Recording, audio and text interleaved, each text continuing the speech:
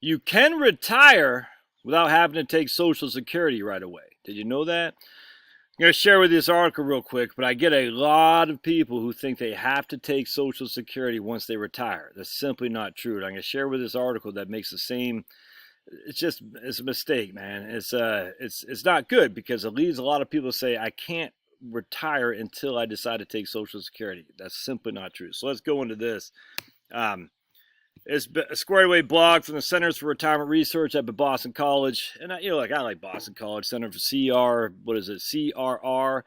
Alicia Munnell's up there. A couple other folks I follow. I have a love, not hate relationship, a love skeptical relationship, if that makes sense with these people, because I think they write more good stuff than bad, but some of the stuff that they, how come I can't make that bigger? Some of the stuff they write, I'm like, ugh, no, whatever, I can't make it bigger. All right, so here's a happy guy who's getting ready to retire. March 11, 2021 is the dateline. Retirement ages geared towards life expectancy, says it. How come I can't make this bigger, man? All right, let me see what I got to do here. Shift. No, no, no, no. Nope, nope, nope, nope. Okay. There we go. All right. All right, for the most of the 20th century, life expectancy was on the rise. It's not anymore, by the way. And it's not just because of COVID. It's just not. Yet older Americans were retiring at younger and younger ages. That changed in the 90s. Life expectancies continued to rise, but retirement ages started increasing as well. Many significant developments are behind the dramatic shift in retirement habits, include the decline of public sector pensions. Really? So let's think about this. The decline of public sector pensions left more people to retire later? That's simply silly, man. I guarantee you, if you look back at the 1950s, there was nobody retiring at 55 who had a private sector pension. I guarantee. Come on, stupid. You know how those old pensions were designed, don't you? They're designed to say, hey, it's like the old Kaiser Social Security program for which the U.S. is based on, the old German. Yeah, we'll let you retire at 65, but most people died at 62. So it's like free money for the Kaiser.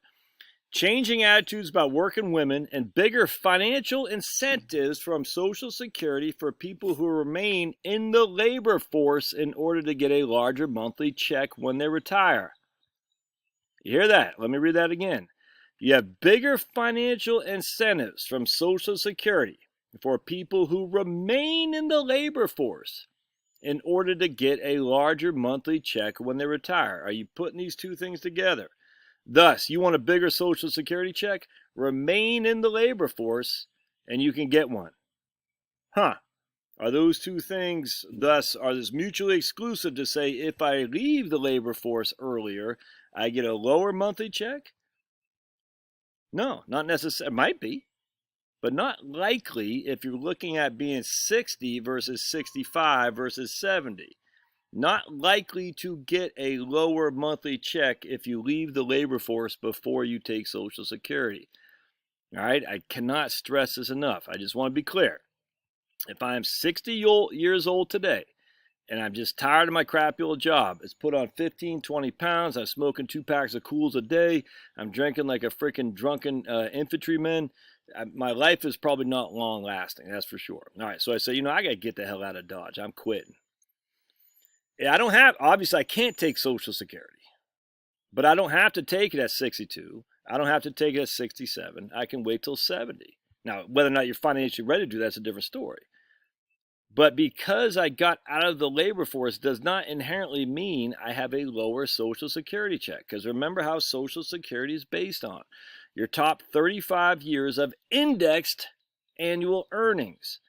So, if we look back at the old Social Security website, we know for a fact that your top 35 years of annual index earnings, the earnings you made many moons ago, are worth significantly more now, maybe, than the earnings you make now. So let me give you an example. If you're making $25,000 a year in 1989, just use that for example, that might be the equivalent of $85,000 a year today, if that makes sense, because the indexing that they use based on the average wage index amount. So if you're making, I got dirt on my face. I was out in the garden. Well, maybe not. Maybe it's just a shadow. Or maybe it's just my 5 o'clock shadow. So if you're making $65,000 and you're 60 years old, all right, that money will be dwarfed by the $25,000 you made in 1989. Because if you're 60 years old, you're no longer getting AWI, the average wage index. You're not getting indexing earnings anymore. The earnings are, once you hit 60, it's no longer indexed. I mean, you get a cost of living adjustment, but everyone gets that with Social Security benefits. So once you hit 60, you no longer get indexed earnings. So the earnings you made, say 30 years ago are probably, maybe not, maybe, we don't know, might be worth more when you factor in indexing than the earnings you make this year, in the next 4 years, next 5 years, next 6 years, because there's no indexing once you hit 60. So for this guy to say the longer you stay in the labor force, the more your Social Security check will be, is simply not true. I mean, it could be true, but it's not it's not correlated. It does say if I stay in the labor force, I have a bigger Social Security check. No, it does not say that. The Social Security benefits don't work like that. The Social Security benefits are worked on your index annual earnings. And so if I have lower earnings today relative to index earnings I make 20, 30, 10 years ago, working longer doesn't put any more benefit of Social Security on my check. It does not. I hope that makes sense. I got a sneaky suspicion it doesn't, unfortunately. But it will. I've been hitting this hard because it drives you up the wall.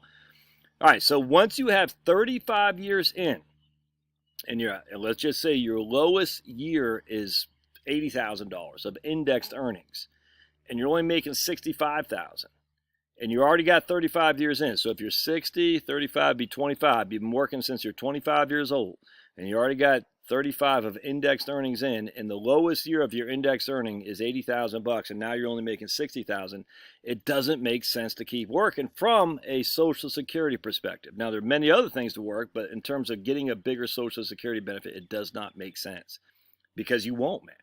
They only give you your benefits based on your top 35 years of indexed earnings. Once you have 35 years, and you're not going to have more benefit of those, none of those benefit years that you have today or in the future will replace your lowest year of indexed earnings. It doesn't make any sense. And as such, don't keep working for your Social Security benefit to increase, because it doesn't matter. Now, I'll tell you what let's see if they posted my comment. I'm not sure if they did or not. I bet they probably did not. Let's see. Hopefully they did. Hey, no, still is waiting moderation. All right. However, bigger financial incentives from Social Security for people who remain in the labor force. This insinuations you must stay working in order to receive a larger Social Security check. Nope, that's simply not correct. It's the delay of when you file for Social Security that brings a larger check, regardless of your employment status, especially if you already have 35 years of labor. So if you want a bigger Social Security check, you delay. That's just a fact. But working extra years doesn't necessarily mean you have a bigger Social Security check. I hope this makes sense. I'd love to hear your thoughts. It's a big deal. So you got to, before you stay in the labor force, a crappy old job, having to listen to Robin DeAngelo and the wokesters at Coca-Cola, or freaking, crazy, dates, taking some insane commute where drunk drivers are flying around all over you. Just, man, understand how this works before you stay in your labor force. All right, we'll see you.